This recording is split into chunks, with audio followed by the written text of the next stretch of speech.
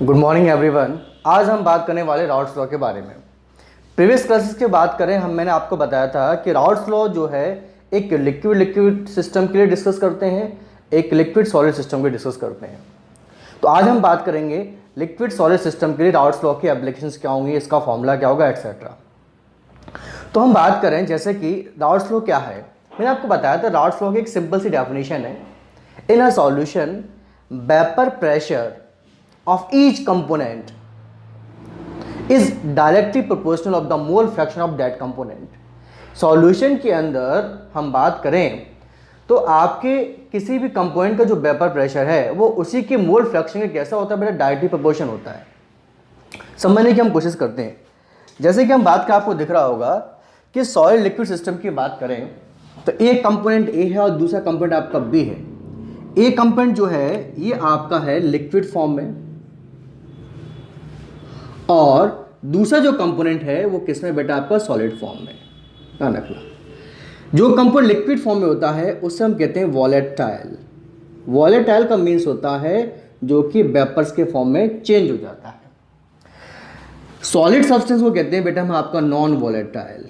Non volatile, non volatile का मतलब होता है ऐसे सब्सटेंस जो कि गैस के फॉर्म में कि वेपर्स के फॉर्म में चेंज नहीं होते। नॉन वॉलेटाइल सब्सटेंस के लिए हम बात करें एग्जांपल के लिए क्या हो जाएगा बेटा आपका, लाइक मैंने कहा यूरिया, लाइक मैंने कहा सपोज ग्लूकोज, लाइक मैंने कहा आपका सॉल्ट एटसेट्रा। ये कुछ कंपाउंड होते हैं जिन्हें बोलते हैं बेटा आपका नॉन वॉलेटाइल। अच्छे जानते हैं जो आपका एक कंपोनेंट है, इस कंपोनेंट का जो वेपर प्रेशर होगा वो कहलाएगा आपका P naught A, vapour pressure of pure component ए। लेकिन बी जो कंपोनेंट है ये तो वेपर के फॉर्म में जाएगा ही नहीं। इस केसेस में इसका जो वेपर प्रेशर है वो क्या होगा बेटा आपका, जीरो कहलाएगा। अब दोनों को मिक्स किया तो एक सॉल्यूशन बन गया। सॉल्यूशन में अब हम देखेंगे अभी तक तो क्या था, ये लिक्विड ए कंपोनेंट की हम बात करें तो यहाँ से पूरी सरफेस से ए के मॉलिक्यूल एवोपरेट हो रहे थे और वापस ये ए सरफेस के पर ये प्रेशर एग्जिट कर रहे थे। तो यहाँ पर जो वेपर प्रेशर था बहुत ज़्यादा था। लेकिन जब आप सॉल्यूशन की बात करेंगे तो इसमें ए कंपोनेंट के साथ बी कंपोनेंट भी मिक्स है और हम जानते हैं बी कैसा है बेटा आपका, नॉन वोलेटाइल है, मतलब सॉलिड फॉर्म में है। इसका वेपर प्रेशर नहीं होगा। वेपर प्रेशर नहीं होने की वजह से इस सॉल्यूशन का जो वेपर प्रेशर है वो क्या हो जाएगा बेटा आपका, कम हो जाता है। जैसे कि हम बात करें, हम जानते हैं आपके डाल्टन्स लॉ की हम बात करें तो पी एस इजकल टू क्या था बेटा आपका, ए कंपोनेंट का वेपर प्रेशर और ये क्या था बेटा आपका, बी कंपोनेंट का वेपर प्रेशर। ठीक, बट इस केसेस में हम बात करें यहाँ पर आप ये भी पढ़ चुके थे पी ए इजकल टू क्या था बेटा आपका, P naught A X A और पी वी इजकल टू था आपका P naught B X B. यदि इस वैल्यू को यहाँ पुट करें तो ये आ जाएगा फॉर्मूला आपका P S equal to P naught A X A plus P V जगह आ जाएगा आपका P naught B X B. But हमें पता है सॉलिड सब्सटेंस का जो वेपर प्रेशर है वो कैसा है बेटा आपका, जीरो है। तो ये पूरा फैक्टर क्या हो जाएगा आपका, जीरो। तो अपने पास रिलेशन क्या आएगा, केवल पी एस मतलब सॉल्यूशन का vapour pressure equal to P naught A X A, ये फैक्टर आपका बचता है। चलिए अब हम बात करें पी एक्स ए। आपने एक इक्वेशन, हमने एक मोल फ्रैक्शन पढ़ा था, mole fraction of solvent plus solute equal to क्या होता है बेटा आपका, 1 होता है। इसको हम स्टार्ट करके देखते हैं। यदि हम बात करें तो हम जानते हैं X A plus X B equal to क्या है बेटा आपका, 1 है। यहाँ से जब मोल फ्रैक्शन सॉल्वेंट की वैल्यू फाइंड करें तो अपने पास वैल्यू आ जाएगी 1 माइनस एक्स बी। इस वैल्यू को यहाँ पुट कर दिया जाए तो अपने पास फॉर्मूला आ जाएगा P S equal to P naught A X की जगह 1 minus mole fraction of solute. इस ब्रैकेट को ओपन कीजिए तो फॉर्मूला ड्राइव होगा vapour pressure of solution is equal to vapour pressure of pure solvent minus P naught A mole fraction of solute. इसको transpose कर दिया जाए तो इक्वेशन आएगी अपने पास P naught A X B is equal to P naught A, ये आ जाएगा माइनस का पी एस। यदि हम मोल फ्रैक्शन ऑफ सॉल्यूट फाइंड करें यहाँ से तो अपने पास ये फॉर्मूला ड्राइव होगा mole fraction solute is equal to P naught A minus P S upon P naught A. ये जो फॉर्मूला ड्राइव हुआ है इसी पूरे फैक्टर को कहते हैं relative lowering of vapour pressure. It is a first colligative property. यही जो है आपकी फर्स्ट कॉलिगेटिव प्रॉपर्टी भी है। बट यहाँ पे कई सारी चीज़ें हैं, उनको समझने की कोशिश करेंगे। क्या क्या है? सबसे पहले ये क्या है आपका पी नॉट ए। ये क्या था? Vapour pressure of pure component A, but solution का कम होने से P minus S.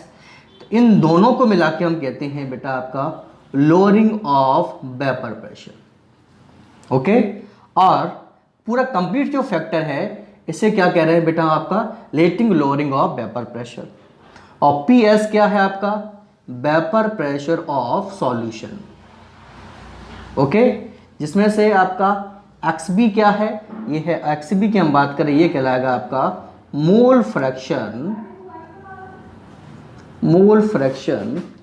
Of solute. और नेक्स्ट हम बात करें आपका जो पी नॉट ए है, ये कहलाएगा vapour pressure of pure component.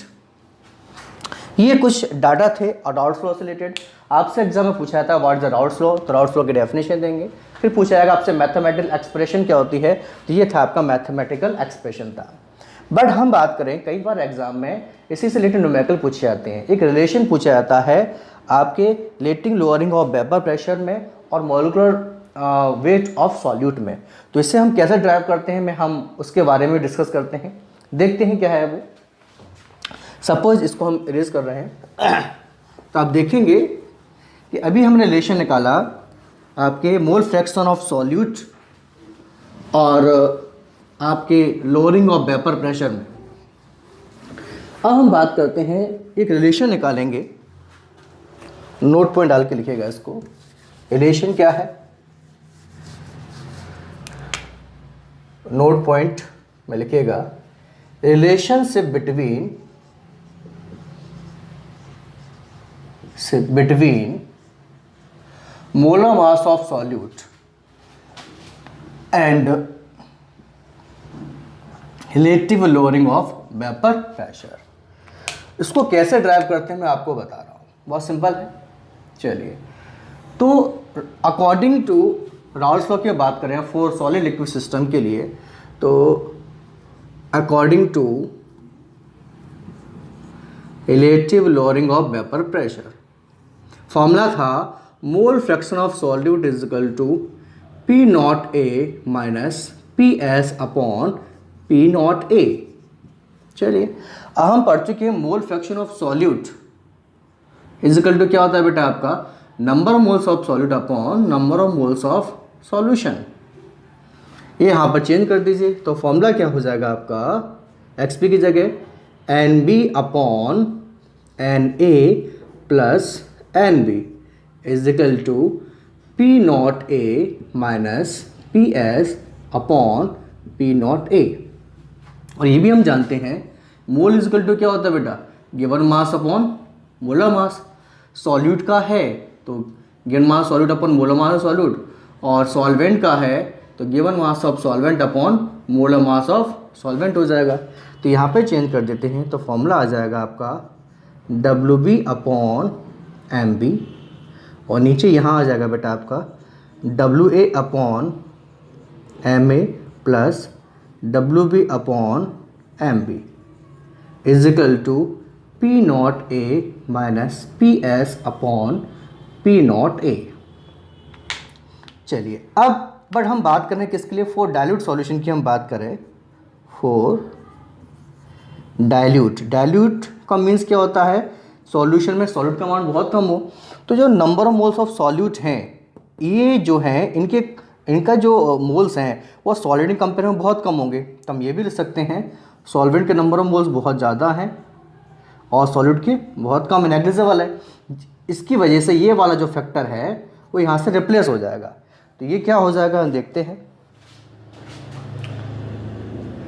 तो ये फॉर्मूला बनेगा आपका W B upon M B, और ये ऊपर हो जाएगा into molar mass of solvent upon weight of solvent is equal to P naught A minus P S upon P naught A. तो ये रिलेशन आ गया है आपके molar mass of solute and rating lowering of vapour pressure में। इसी से related कई सारे आपके न्यूमेरिकल पूछे जाते हैं जो कि हम अब आगे चल के डिस्कस करेंगे।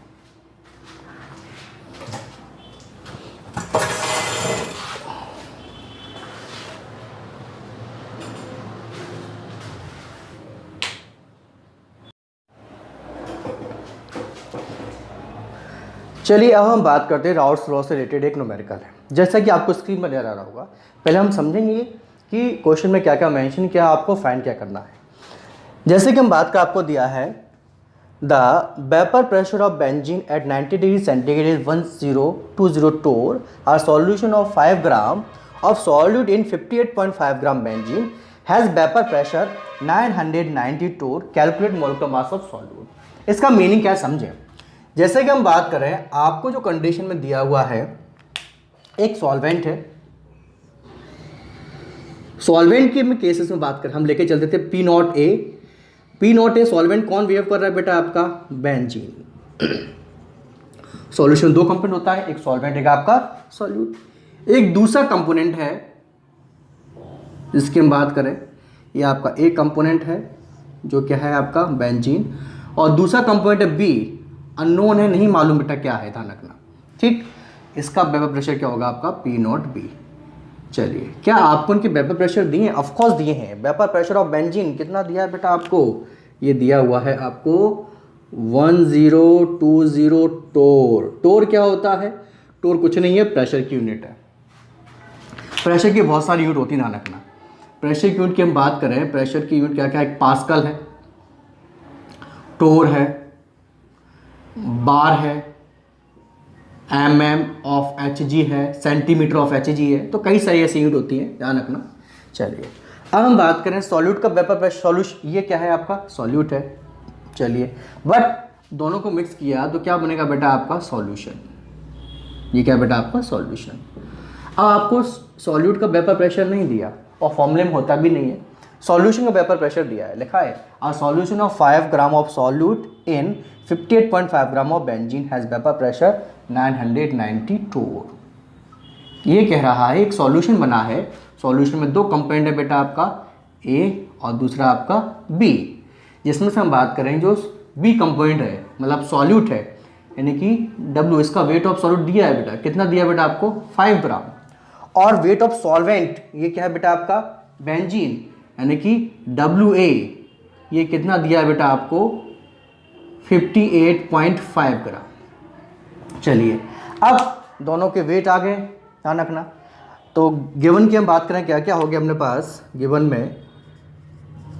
पहली बात, पी नॉट ए आपका हो गया है 1020 टोर, और ध्यान रखना वैसे ही वेपर प्रेशर जो प्योर सॉल्वेंट का ज़्यादा होता है, ठीक है, और सॉल्यूशन का वेपर प्रेशर कम ही होगा, वो कितना है आपका? 990 टोर है। चलो, वेट ऑफ सॉल्वेंट कितना दिया बेटा आपको? 58.5 ग्राम। वेट है तो इसका मोलर मास, कौन है सॉल्वेंट? बेंजीन। ध्यान रखना, बेंजीन का फॉर्मूला C6H6, इसका मोलर मास भी निकालना पड़ेगा। मोलर मास ऑफ सॉल्वेंट मतलब C6H6। कैसे निकालेंगे? बहुत सिंपल है, एक कार्बन का 12, कितने कार्बन है? 6 प्लस 6 हाइड्रोजन, टोटल कितना हो जाएगा? 78 ग्राम। चलिए, इसके बाद weight of solute means WB दिया है, WB की बात करें कितना दिया है? 5 ग्राम। निकालना क्या है? Molar mass of solute. चलिए, सिंपल हो गया, अब कुछ बचा नहीं है। अपने पास फॉर्मूला है, फॉर्मूला क्या था बेटा अपने पास? फॉर्मूला था बात करें WB upon MB into MA upon WA is equal to P naught A minus PS upon P naught A। कुछ नहीं करना है, बस एज इट इज़ इनमें वैल्यू पुट करनी है। वेट ऑफ सॉल्यूट कितना है बेटा आपका? 5। मोलर मास ऑफ सॉल्यूट आपको फाइंड करना है। मोलर मास ऑफ सॉल्वेंट कितना है? Molar mass 78। Weight of solvent कितना दिया है? 58.5 equal to P naught A कितना दिया है बेटा आपको? 1020। सॉल्यूशन का कितना दिया है बेटा आपको?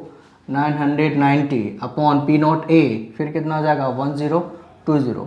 इसको आप सॉल्व कर लेंगे तो आपके पास क्या आ जाएगा, मोलर मास ऑफ आपका सॉल्यूट, ये आप निकाल सकते हैं। तो ये था इसी से रिलेटेड आपका एक न्यूमेरिकल।